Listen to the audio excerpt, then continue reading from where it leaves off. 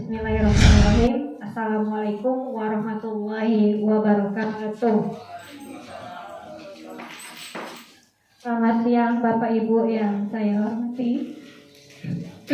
Pertama sekali saya ucapkan puji syukur kepada Allah Subhanahu wa taala yang telah memberikan kita nikmat sehat, nikmat rezeki sehingga dapat berkumpul bersama di ruang perpustakaan ini dalam rangka yang pertama agendanya rapat bulanan dan yang kedua disisipkan pengimbasan guru belajar seri asesmen kompetensi minimum yang saya ikuti 1 bulan yang lalu, dan hari ini kita dikasih tugas untuk melakukan pengimbasan atas pembelajaran yang sudah kita peroleh secara daring di portal guru belajar.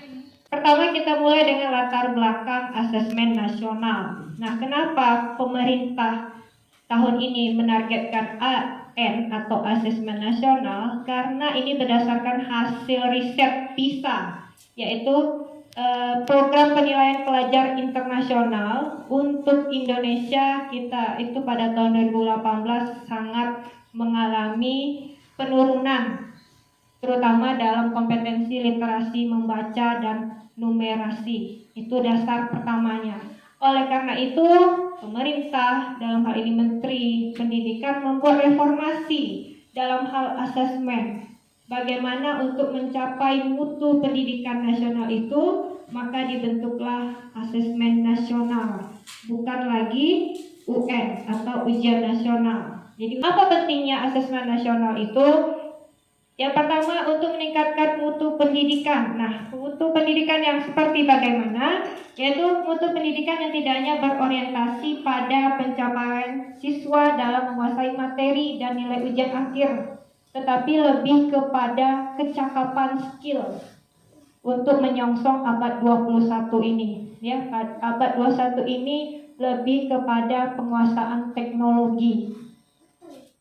Kemudian kecakapan hidup untuk bekerja dan berkontribusi pada masyarakat. Jadi sama-sama kita pikirkan apakah AN itu pengganti UN, seperti itu ya.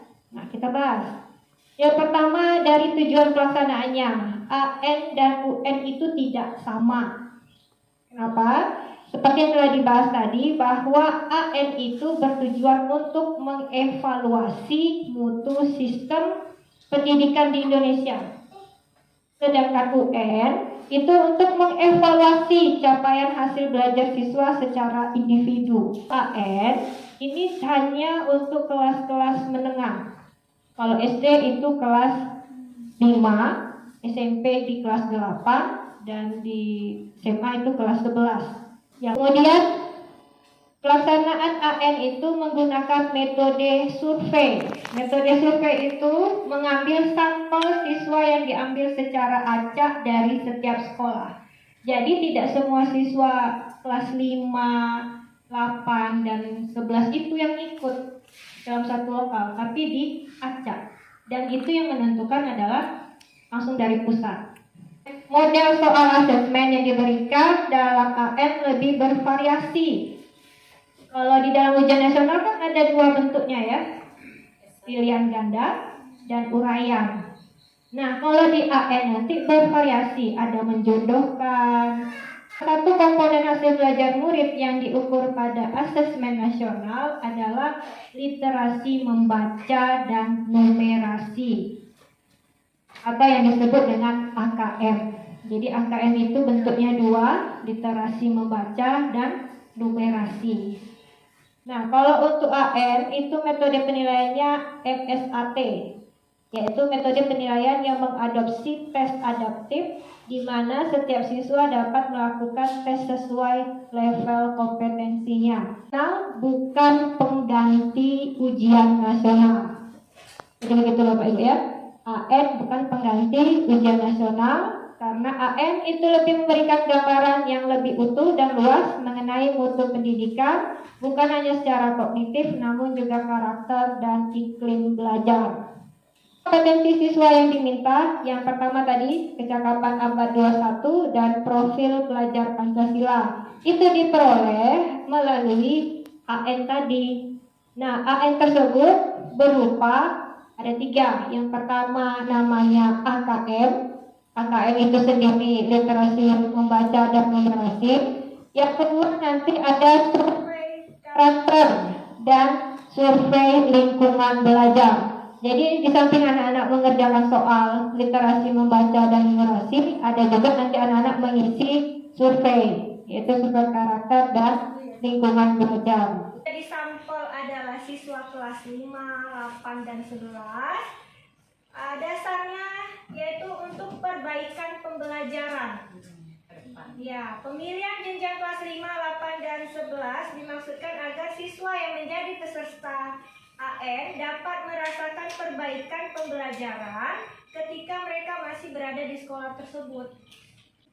AN juga diikuti oleh semua guru dan kepala sekolah di setiap satuan pendidikan. Untuk SD itu sekitar 30 untuk literasi membaca dan numerasi. Sementara untuk tingkat SMP dan SMA itu 36 soal. Apa sih konsep literasi membaca? Jadi begini ceritanya Bapak Ibu. Soalnya itu tidak ada berada di level C1, C2, C3, tapi sudah C4, C5, C6. Lebih ke menciptakan, mengevaluasi, merefleksi. Ada yang pengukuran dan geometri, data, dan aljabar. Berarti memang lebih ke penerapan konsep rumus matematikanya itu. Tidak salah, pelaksanaan asesmen ini adalah tahap pelaporan hasil. Sesuai dengan tujuannya, asesmen ini dirancang untuk memberikan informasi mengenai tingkat kompetensi dasar siswa, yaitu literasi membaca dan numerasi.